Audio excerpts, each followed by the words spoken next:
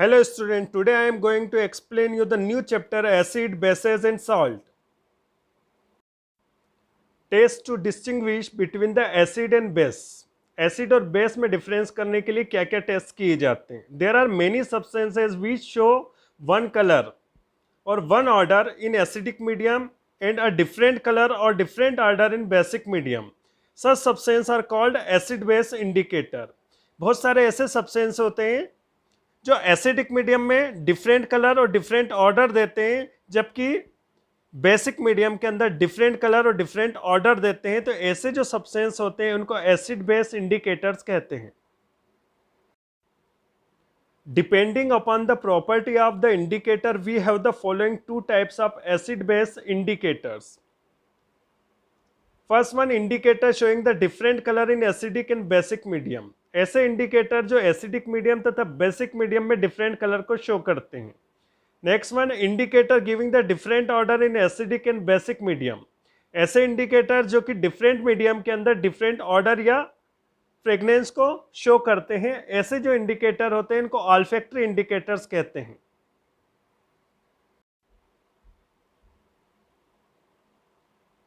Indicator showing the different colour in acidic and basic medium. ऐसे indicator जो कि different medium के अंदर डिफरेंट कलर को शो करते हैं. First one, litmus. लिटमस जो होता है नेचुरल इंडिकेटर होता है और इसको ऑब्टेन किया जाता है प्लांट से. सेकेंड है फिनोप्थैलिन एंड मिथाइल ऑरेंज. ये जो दोनों इंडिकेटर्स होते हैं सिंथेटिक इंडिकेटर होते हैं और इनको सिंथेसाइज किया जाता है लेबोरेटरी में. Litmus solution as a indicator. Litmus solution is a purple coloured obtain from the lichen plant.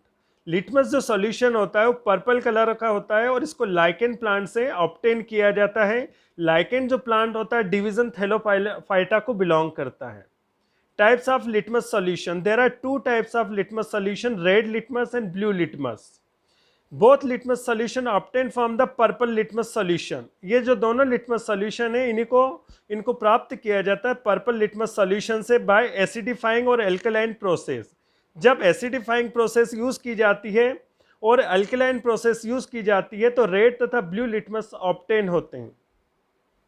Acid turn blue litmus into red litmus and base turn red litmus into blue litmus.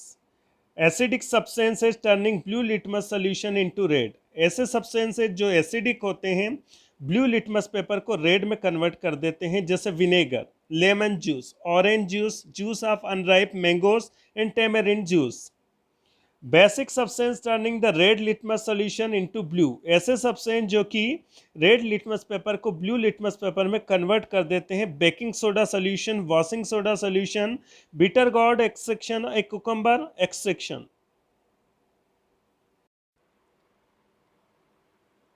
You can see in this table. First one indicator, second one color in the neutral solution, color in the acidic solution and color in the basic solution.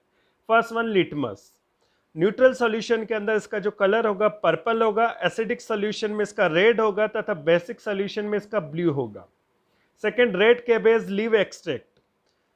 Neutral solution के अंदर ये red colour का होगा, acidic में भी ये red colour का होगा, लेकिन जो बेसिक सॉल्यूशन है इसका जो कलर होगा ग्रीन कलर का.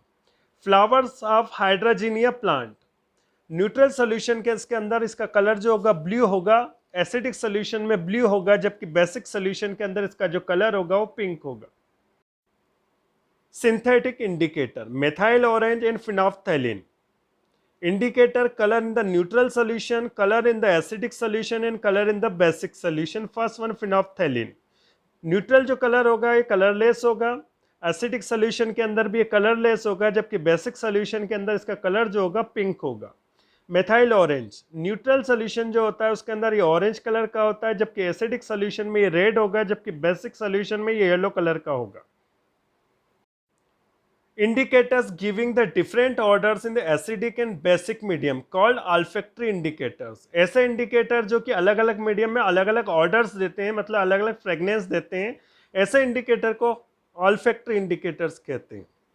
जैसे onion odour cloth strip, vanilla essence and clove oil. General characteristic properties of acids. First one, सॉल्टेस.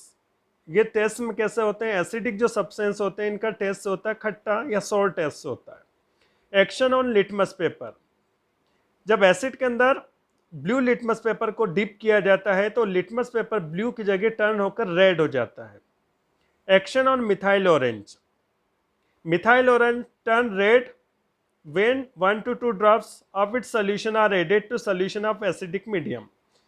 Methyl orange जो होता है न्यूट्रल में होता है ऑरेंज कलर का, जब एसिडिक सोल्यूशन में इसके 1 या 2 ड्रॉप्स डाले जाते हैं तो उसका कलर जो होता है वो क्या हो जाता है, रेड हो जाता है। corrosive nature, most of the acid are corrosive in nature, they produce the burning sensation on the skin and holes in the cloth on which they fall। जितने भी एसिड्स होते हैं उनमें कोरोसिव नेचर होता है और ये बर्निंग सेंसेशन प्रोड्यूस करते हैं, जब स्किन के ऊपर गिर जाते हैं तो जलने बर्निंग सेंसेशन प्रोड्यूस होता है, जलन होती है, और जब कपड़ों पे गिर जाते हैं तो उसके अंदर छेद हो जाते हैं। They also attack the metal structure and stone work, इसके अलावा ये मेटल के ऊपर भी अटैक करते हैं तो पत्थर के ऊपर भी अटैक कर देते हैं। Hence they are never store in metal container, इसी कारण इनको मेटल के जो कंटेनर है उसके अंदर इनको स्टोर नहीं किया जाता है, क्योंकि धीरे धीरे मेटल को भी कोरोसिव कर देते हैं, नष्ट कर देते हैं। They are always store in container made of glass, इसी कारण इनको हमेशा ग्लास के जो कंटेनर है इसमें इनको स्टोर किया जाता है, या सिरेमिक के जो कंटेनर, चीनी मिट्टी के जो कंटेनर होते हैं उसमें इनको स्टोर किया जाता है, क्योंकि ये ग्लास और चीनी मिट्टी के जो कंटेनर है उसके ऊपर अटैक नहीं करते, उसके लिए ये कोरोसिव नहीं होते। Acids have very harmful effect on the living thing as they can destroy the cells of living system। जब ये लिविंग सेल्स के ऊपर गिर जाते हैं तो उसके बहुत हार्मफुल इफेक्ट होते हैं। Concentrated acids particularly dangerous on the skin and delicate parts like the eyes etcetera. जो कॉन्सेंट्रेटेड प्योर एसिड्स होता है वो बहुत डेंजरस होता है स्किन तथा आइज के लिए। Hence the acid must handled with the almost care in the laboratory, इसी कारण जो एसिड्स होते हैं इनको लेबोरेटरी में बहुत केयर के साथ उसको स्टोर किया जाता है। You would often see a danger mark, इसी कारण जो एसिड्स होते हैं उनके ऊपर डेंजर मार्क होता है।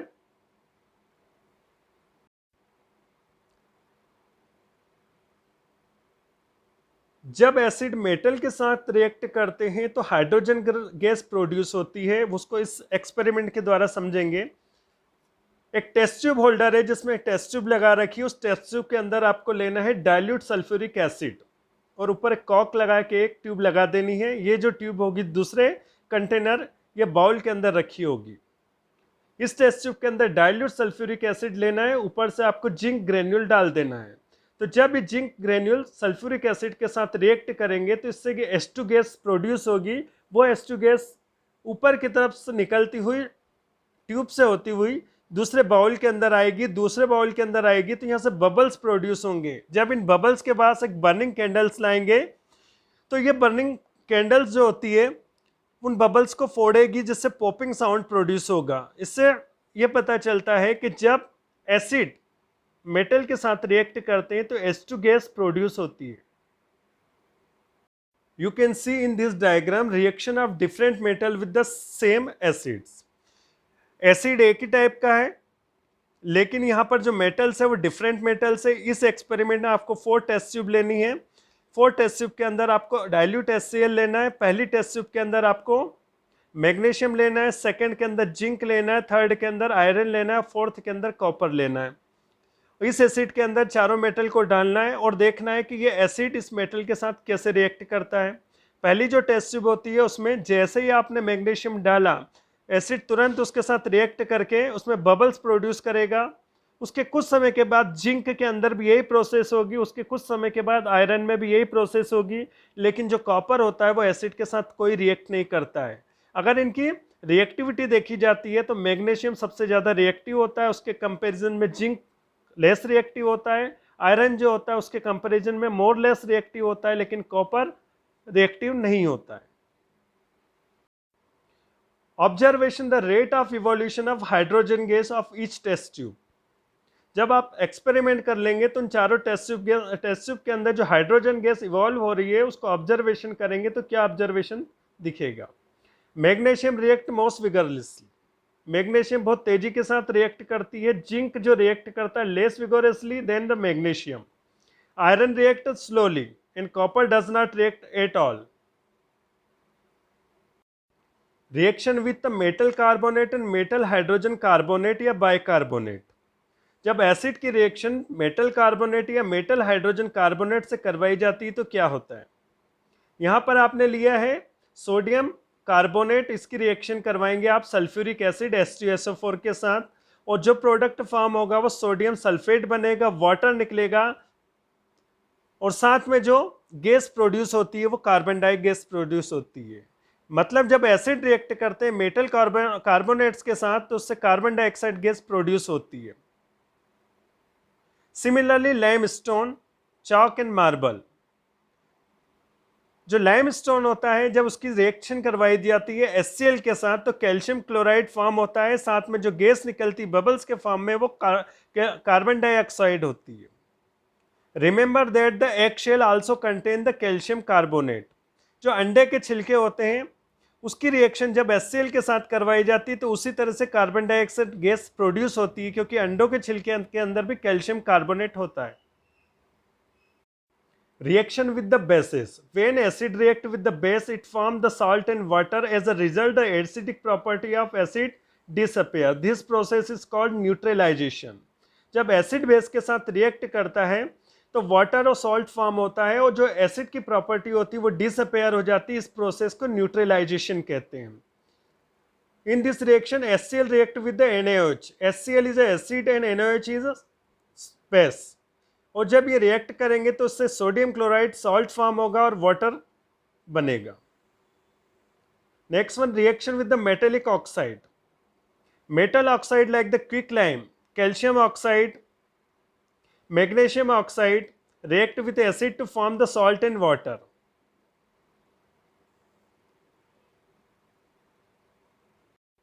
Like metal oxide and metal hydroxide are also basic in nature and neutralize the acid forming salt and water.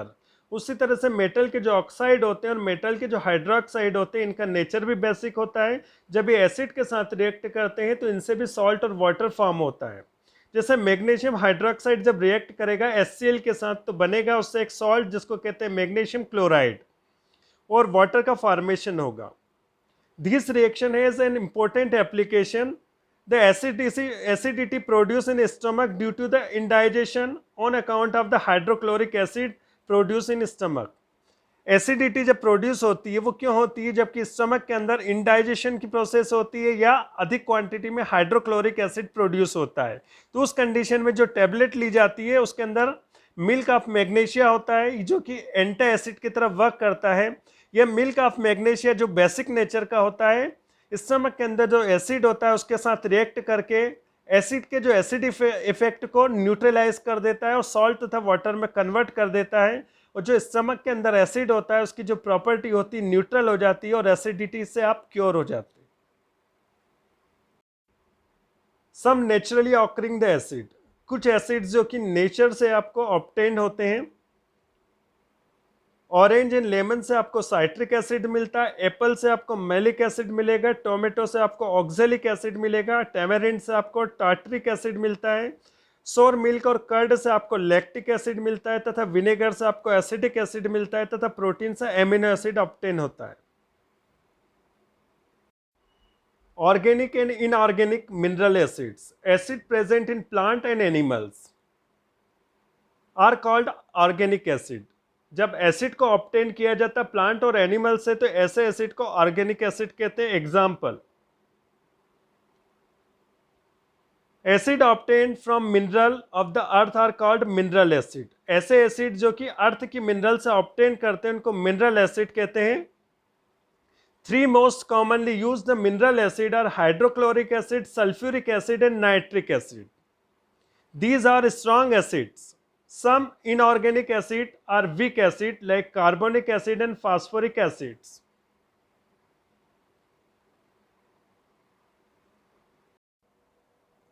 Handling acidic food stuff in household.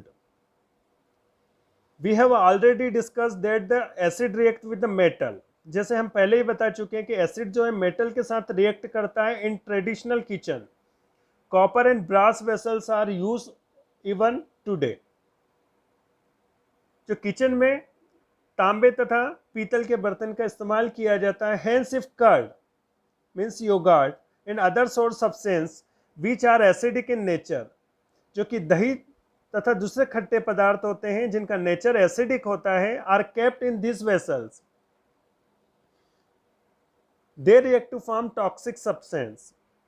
अगर इन खट्टे पदार्थों को आप तांबे पीतल के बर्तन में रखते हैं तो ये उसके साथ रिएक्ट करके टॉक्सिक सब्सटेंस कंपाउंड को फॉर्म कर देते हैं,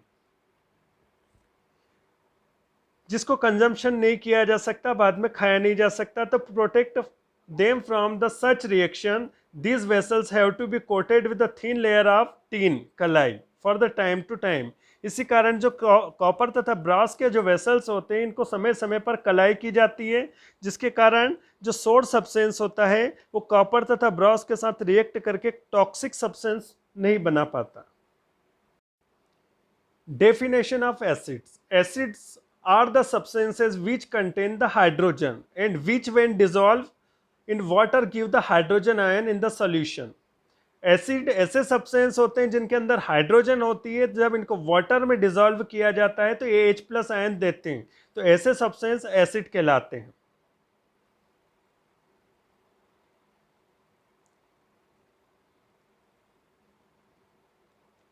substance like ethyl alcohol C2H5OH, glucose C6H12O6 etc.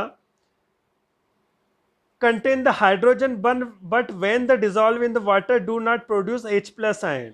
इनके अंदर हाइड्रोजन होती है लेकिन जब इनके अंदर वाटर में डिसॉल्व किया जाता है तो H+ आयन नहीं देते। This can be see by the checking the condition of electricity through their the aqueous solution. It is observe that the their solution do not conduct electricity, hence they are not acidic. क्योंकि जब इनको water में dissolve किया जाता है तो H+ ion नहीं देते हैं, इसके कारण इनमें इलेक्ट्रिसिटी कंडक्ट नहीं होती है, इसका मतलब ये एसिडिक नहीं होते। Rain water conduct electricity but distil water does not. Rain water के अंदर इलेक्ट्रिसिटी का कंडक्शन होता है बट डिस्टिल वाटर के अंदर नहीं होता है। Distil water does not contain any acid, base और सॉल्ट विच में dissociate to produce ion. Distil water के अंदर ना तो कोई एसिड होता है, ना ही बेस होता है, ना ही कोई सॉल्ट होता है जिसका डिसोसिएशन होकर आयंस प्रोड्यूस होते हैं, hence it does not conduct electricity, जिसके कारण रेन वाटर के अंदर इलेक्ट्रिसिटी कंडक्ट होती है जबकि डिस्टिल वाटर के अंदर नहीं होती है। Rain water contain dissolve gases of the air like the CO2, SO2, NO2। Rain water के अंदर गैस डिसॉल्व होती है जैसे CO2 गैस, SO2 तथा NO2। This dissolve gas in water to form acid, और ये जो वाटर के अंदर गैस डिसॉल्व होती है एसिड को फॉर्म करती है। Example CO2 dissolve in H2O to form H2CO3। Water के अंदर जो CO2 गैस डिसॉल्व होती है ये H2O के साथ रिएक्ट करके H2CO3 कार्बोनिक एसिड फॉर्म करती है, और जब ये डिसोशिएट होती है तो H+ आयन देती है। उसी तरह कार्बोनेट आयन फॉर्म होते हैं, hence they are conduct electricity. कहने का मतलब है जब ये वाटर के अंदर डिसोशिएट होते हैं तो H+ आयन प्रोवाइड करते हैं, और जो H+ आयन प्रोवाइड करते हैं उनके अंदर इलेक्ट्रिसिटी कंडक्ट होती है। तो रेन वाटर के अंदर H+ आयन प्रोवाइड होता है इसलिए उसके अंदर इलेक्ट्रिसिटी कंडक्ट होती है, जबकि डिस्टिल वाटर के अंदर H+ आयन प्रोवाइड नहीं होता है, इसके कारण इलेक्ट्रिसिटी उसमें कंडक्ट नहीं होती।